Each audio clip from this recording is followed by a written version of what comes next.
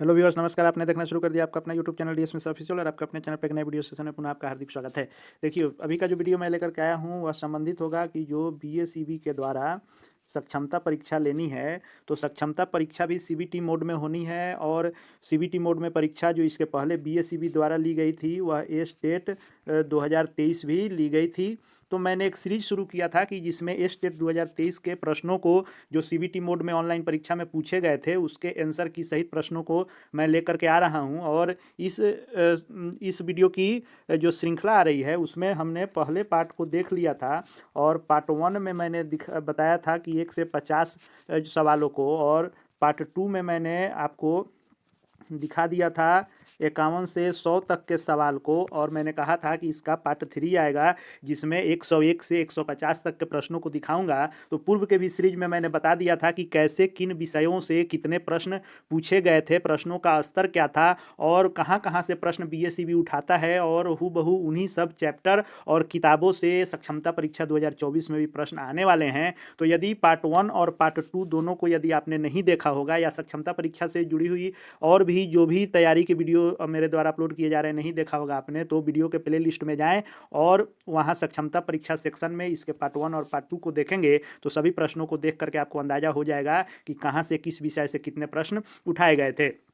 अब हम लोग पार्ट 3 देखने वाले हैं। पार्ट 1 और पार्ट 2 में जो हम लोग विशेष करके देखे थे उसमें था कि इतिहास, भूगोल, नागरिक या बिहार से संबंधित या इकोनॉमिक्स या ईवीएस से संबंधित सवाल कहाँ से किस स्तर के किस चैप्टर से पूछे गए थे। अब तीसरे पार्ट में हम लोग देखने वाले हैं कि उसमें जीके जीएस के साथ साथ मैथ और रीजनिंग भी पूछे गए थे। तीसरे पार्ट में इस वीडियो में मैं बताऊंगा कि कैसे कैसे सवाल मैथ रीजनिंग से भी आए थे। तो वीडियो में अंत तक बने रहिएगा। और यदि चैनल को सब्सक्राइब नहीं किए हैं तो चैनल को सब्सक्राइब करके बेल आइकन को प्रेस कर लीजिएगा ताकि आगे भी सक्षमता परीक्षा से जुड़ी हुई हर एक अपडेट और साथ ही साथ स्टेट 2024 की भी यदि आप तैयारी कर रहे हैं, फॉर्म फिलअप आपने किया है, तो आप भी इन दोनों पार्ट के साथ साथ इस पार्ट को देख करके अंदाज़ा लगा सकते हैं कि कैसे सवाल आते हैं, और उस अनुरूप तैयारी करेंगे तो निश्चित रूप से सफलता आपको मिलेगी।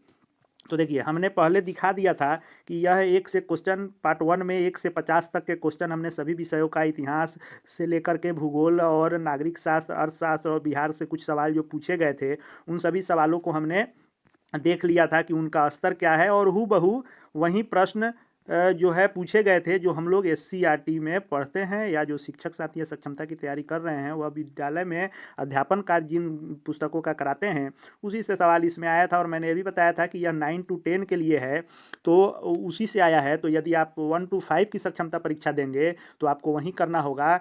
हर बार मैं यही कह रहा हूँ कि 5वें से 8वें तक के उन विषयों को जो आपके सिलेबस में है देख जाएँ। 6 to 8 भर रहे हैं तो आप 6 to 10 का देख जाएं, या सक्षमता परीक्षा 9, 10 या स्टेट 2024 के फर्स्ट पेपर का परीक्षा देने वाले हैं तो 9, 10 को डीपली देख लें। और +2 की सक्षमता परीक्षा या +2 का जो दूसरा पेपर होता है उसका स्टेट देने वाले हैं तो +2 का अपने विषय को विशेषकर देख लेंगे तो आपका काम निकल जाने वाला है। और उसके साथ साथ सक्षमता परीक्षा देने वाले हैं तो भाषा के 30 नंबर की तैयारी आपको हिंदी और अंग्रेजी की करनी होगी। तो 100 तक हमने देख लिया था, यहाँ तक हमने देख लिया था।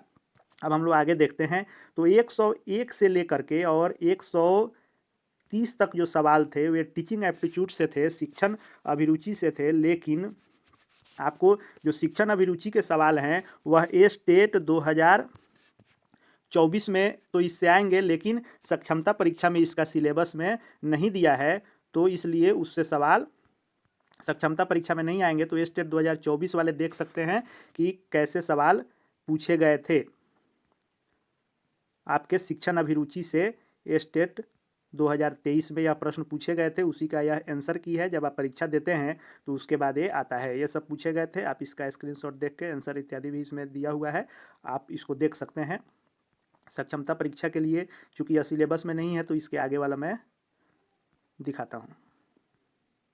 देखिए, 131 नंबर प्रश्न दिए हुए हैं कि रोहिलखंड में 1857 के विद्रोह का सेनापति कौन था। तो रोहिलखंड में 1857 मतलब रुहेलखंड में 1857 के विद्रोह का सेनापति जो था वह अहमदुल्ला था। और आपको जो 1857 क्रांति है, भारतीय राष्ट्रीय स्वतंत्रता संग्राम बिहार के मतलब व्यू से, उसको आपको देख लेना जरूरी होगा। वह सक्षमता परीक्षा में चूँकि सिलेबस में दिए हुए हैं, आपको समान अध्ययन के रूप में उसको दिया गया है। और समान अध्ययन 1 to 5, 6 to 8, 9 to 10 और +2 तीनों को है। बीपीएससी ट्री में भी भारतीय राष्ट्रीय स्वतंत्रता संग्राम दिया हुआ था। और आगे हेड टीचर की भी बहाली जो रुकी हुई है उसकी बहाली होगी, उसके भी सिलेबस में दिया हुआ है। तो 1857 की क्रांति और भारतीय राष्ट्रीय स्वतंत्रता संग्राम में बिहार का योगदान बहुत ही महत्वपूर्ण चैप्टर है, उसको भी मैं आगे लेकर के आने वाला हूँ कि उसके विशेष प्रश्नों को सिर्फ 1857 से संबंधित और बिहार के और भी जो स्वतंत्रता संग्राम में, भारतीय राष्ट्रीय स्वतंत्रता संग्राम में बिहार के योगदान का मतलब कि बिहार से जुड़ी हुई हर जी के उसमें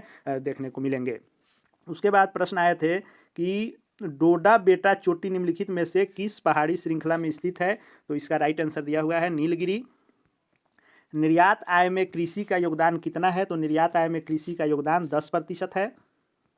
उसके बाद पूछा गया था कि कुंवर सिंह ने अपना अंतिम युद्ध किस कप्तान के विरुद्ध लड़ा था? तो देखिए आंसर इसमें दिया था महान। अब आप जो किताब में भी देखेंगे तो महान आपको मिलेगा नहीं, तो यह मिस्टेक कहाँ से होता है? और इसका ध्यान आप निश्चित रूप से स्टेट 2024 की परीक्षा देंगे या सक्षमता परीक्षा आप देंगे तो जरूर ध्यान रखेंगे कि जो सीबीटी ऑनलाइन मोड का प्रश्न सेट होता है वह अंग्रेजी में सेट होता है और यह हिंदी वर्सन जो है ऑटोमेटिक गूगल ट्रांसलेट होकर के आता है।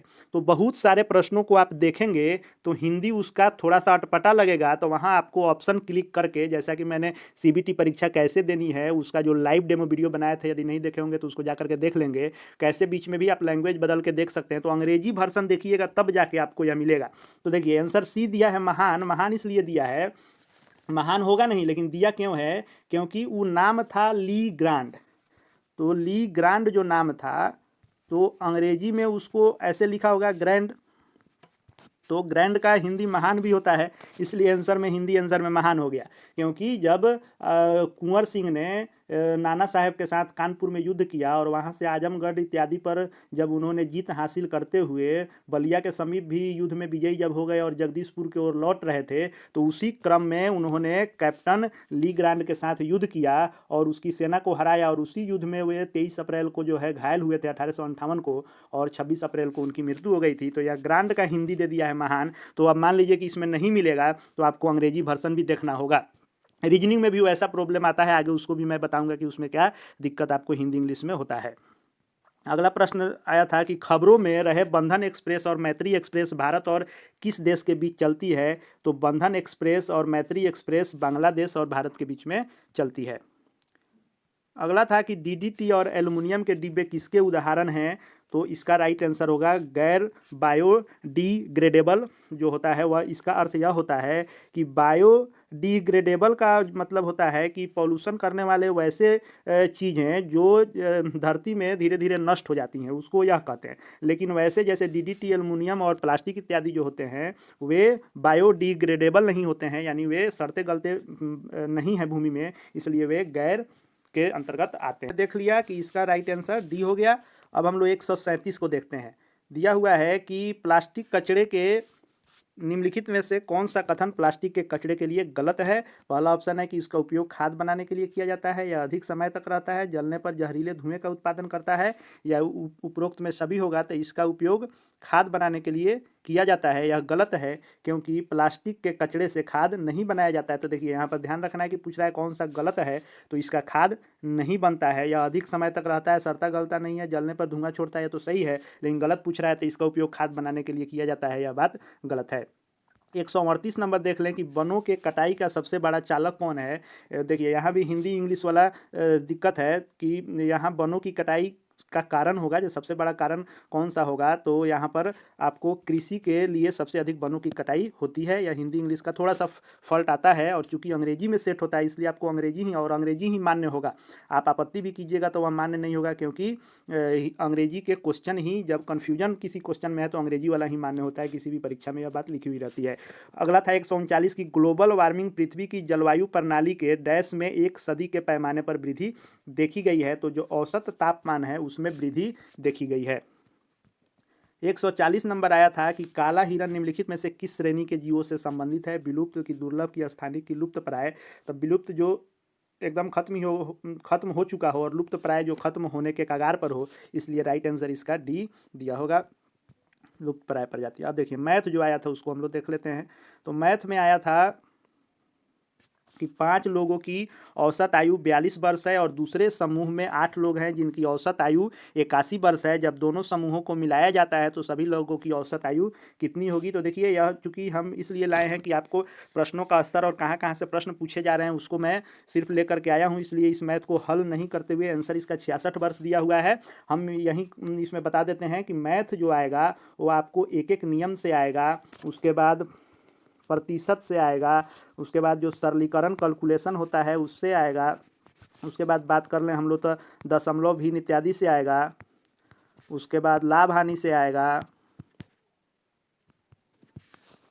उसके बाद आपको ब्याज से आएगा, चक्रवृद्धि ब्याज से आएगा, और जो मतलब अंकगणित होते हैं साधारण अंकगणित उससे प्रश्न आएंगे। एडवांस इसमें नहीं आएंगे, यानी क्षेत्रमिति, ज्यामिति, त्रिकोणमिति से प्रश्न ना के बराबर मान के चलिए नहीं ही आएंगे। अगला प्रश्न हम लोग देखिए, रुपये पर चक्रवृद्धि ब्याज की गणना करें तो इसमें दिया है कि 16,000 2 साल के लिए 10% प्रति वर्ष के अर्धवार्षिक के रूप में संयोजित होता है। तो आंसर इसका 17,640 दिया था, लेकिन शायद यह गलत आंसर दिया था, आंसर इसमें नहीं था। बहुत सारे कुछ मतलब इसमें तो कम, लेकिन साइंस इत्यादि में पहले बहुत सारे आंसर गलत दिए गए थे, कुछ इसमें भी हैं जिस पर आपत्ति की गई थी। तो आनन फानन में इसका भी परीक्षा लेता है और रिजल्ट बहुत जल्दी देता है, तो इसमें भी गलती होने की बहुत अधिक संभावना रहती है। आंसर की में 0.09 और 0.07 का गुणनफल क्या है? तो 0.0063, और हमने कहा था कि जैसा कि सरलीकरण से रहता है तो यह सवाल उसी का है। दो संख्याओं का महत्तम समावर्तक 8 है और उनका लघुत्तम समावर्तक 144 है। एक संख्या 16 है तो दूसरी संख्या क्या होगी? तो आंसर जो इसका दिया है वह 72 होगा, यानी आपको एलसीएम और एमसीएफ भी देखना होगा।